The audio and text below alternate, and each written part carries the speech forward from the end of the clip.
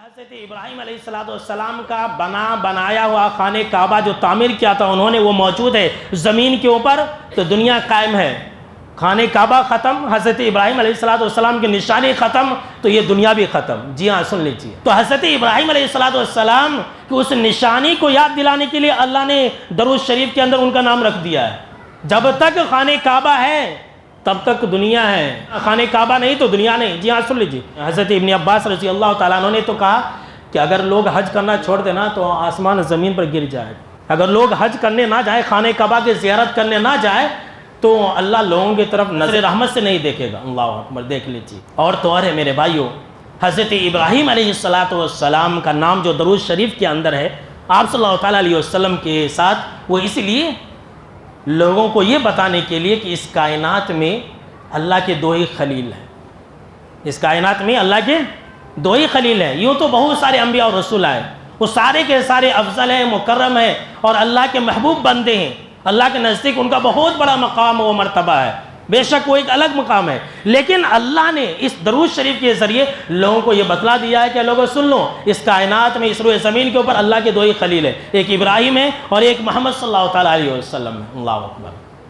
حضرت ابراہیم علیہ السلام کا جو نام درود شریف کے اندر ہے وہ اس لیے ہے میرے بھائیوں، تو میں آپ کو کیا بتلاؤں، ان کا احسان سن لیجئے ہمارے اوپر، اس زمین کے اوپر، صرف ہمارے اوپر نہیں، اس پورے زمین کے اوپر، پورے زمین بولے تو پوری انسانیت کے اوپر، پوری انسانیت کے اوپر ان کا اتنا بڑا احسان ہے کہ آپ بھلا نہیں سکتے۔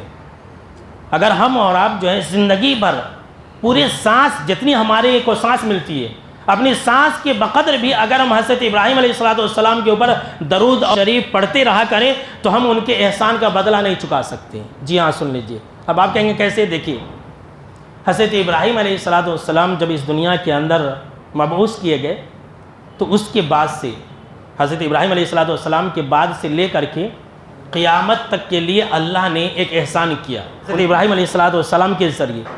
وہ کیا ہے کہ اللہ نے حضرت ابراہیم علیہ السلام کے بعد سے کسی بھی امت کو مکمل طور پر ہلاک و برباد نہیں کیا۔ اللہ اکبر۔ یہ احسان ہے لوگوں کے اوپر۔ اس سے پہلے جو ہے حضرت ابراہیم علیہ السلام سے پہلے پوری امت کو اللہ نے ہلاک و برباد کر دیا۔ حضرت نوح کو، لوط کو، ہود کو، پتہ نہیں کتنی امتوں کو اللہ نے ایک دم ستیہ ناش کر دیا۔ لیکن جب حضرت ابراہیم علیہ السلام مبعوث کیے گئے اس کے بعد سے عذاب تو نازل ہوا، زمین کے اوپر عذاب تو نازل ہوا، لیکن مکمل طور پر اللہ نے انسانیت کو ہلاک و برباد نہیں کیا۔ اللہ اکبر، کتنا بڑا احسان ہے۔